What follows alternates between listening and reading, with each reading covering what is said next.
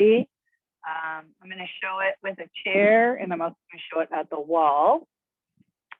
I have 3 blankets stacked up and with the folded edge for my head, but I also have them alternating with the loose ends at on either side, so that I have a more balanced placement for my head and shoulders. I have a chair, and I have a mat that's folded into quarters for some cushioning for my hips. So to get into it, you come into it sideways, and then you swing your legs up onto the chair. Oh, make sure my shirt's tucked in. Swing your legs up onto your chair and hook them over the side. And I keep my hands pressed on the seat of my chair to keep weight on my chair. And then I want to go over the chair. And so as I fall over the chair, I use my hands to walk down the chair, and I keep my chin close to my chest. And just as I get horizontal, and then I start to look back for my surface until I feel the top of my head reach my blanket. Then from here, now I can slide down, and I have the chair resting at the top of my sacrum, just below the crest of my hips is here. So this is more closer to the triangle of my sacrum. And I lift my chest to allow more motion in my neck, to bring my chin closer to my collarbone or my sternum. And then from here, I can play with my shoulders a little bit because we want to get onto the tops of our shoulders. So I use the chair, grasping the chair with my thumbs next to my hands. As I pull down, I pull my elbows towards the floor to open up the front of my chest.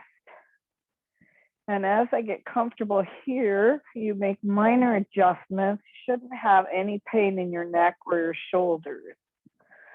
From here, we raise one leg at a time to a straight vertical position. And you can just rest here.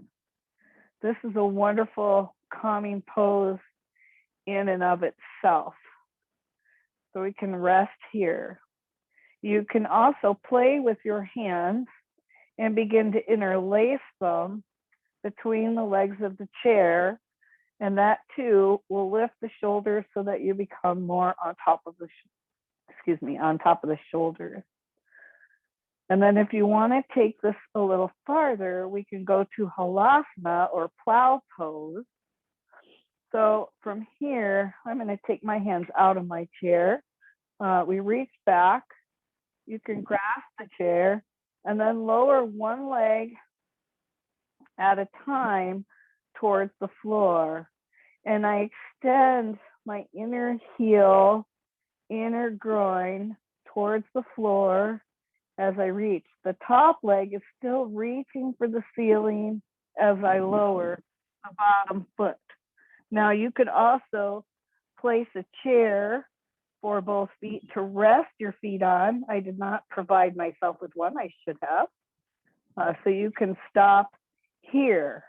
This is a nice, safe position. And you hold anywhere from 3 to 5 breaths or 5 minutes. If you want, you can go all the way to the floor. And I move my jaw back to allow space to open my throat. No gripping of the neck, no tension, full plow pose. Then I want to come back to the chair. I raise one leg up, get my hips to the chair, second leg up, reaching for the ceiling, lift the chest. And then to come out of it, you don't ever want to try to get back up onto the chair. You want to place one foot on the back of the chair and then the other foot. And then I begin to slide away so that my shoulder blades come off the support and my hips can come down So now my low and mid back is supported by my blankets. My hips are on my blankets and my legs can rest onto the chair. And you pause here for a few moments and then roll to your side to get out. I'm going to do one quick demonstration with the chair, another chair, so you know how to go to the chair. This is actually a safer version. I should have had it ready, but I didn't, alas. Okay, so same entry. I use my hands, I lift my chest. I keep my chin close to my throat as I lower down, and then I look back.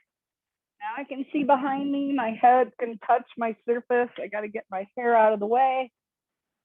And I slide through. Oops, I'm not quite where I need to be. I moved my setup a little bit. So I'm here, one leg up, inner heel, inner edge, lift, and then halasana, one leg at a time, comes over to the other foot, and you stand on your toes, allowing your back body to round and moving your tailbone towards your heels. And then from here, then you can decide, can you move it to the ground? And you can use your chair in any position from here. But the important thing is to let the back round here. Now, if I want to go for my full shoulder stand, my blankets aren't set quite for it. I can lift up and press to my full shoulder stand. And then one leg back, other leg back. Bring my chin forward, sliding off. Sorry, I'm sticky. And then support your ribs, lower back, and hips. Okay, there's two versions. And then the final version for Shavasana, or I'm sorry, not Shavasana, Sarvangasana, shoulder stand. You turn your mat and you fold it in half. And you have about 2 inches climbing up the wall. Or I'm sorry, about 1.5 inches climbing up the wall. And then you lay your blankets open. And I'm on cement here, so I'm going to put another blanket down underneath for my head. So I have a little padding. And this one I like to have quite a bit of height. So I use all my blankets, and it should be about as high as my fist, or maybe a little bit higher. So when I make a fist, that's usually a good indication of where that needs to be. This is for my head, for some cushioning.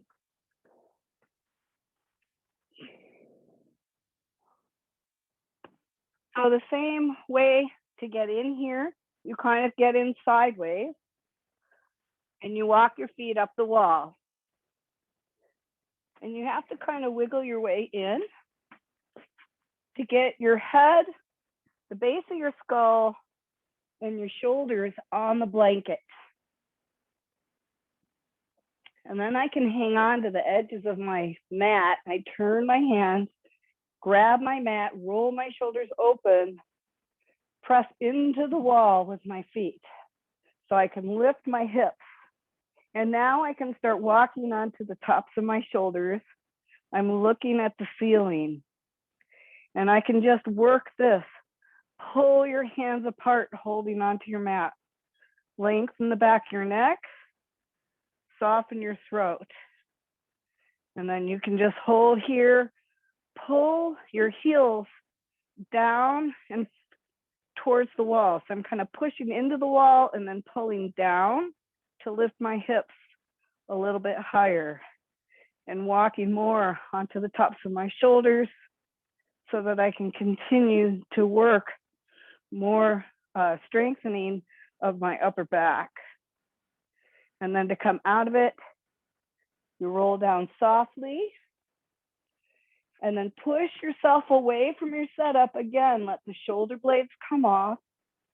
And then you can place the bottoms of your feet together in Bandha Konasana and just rest.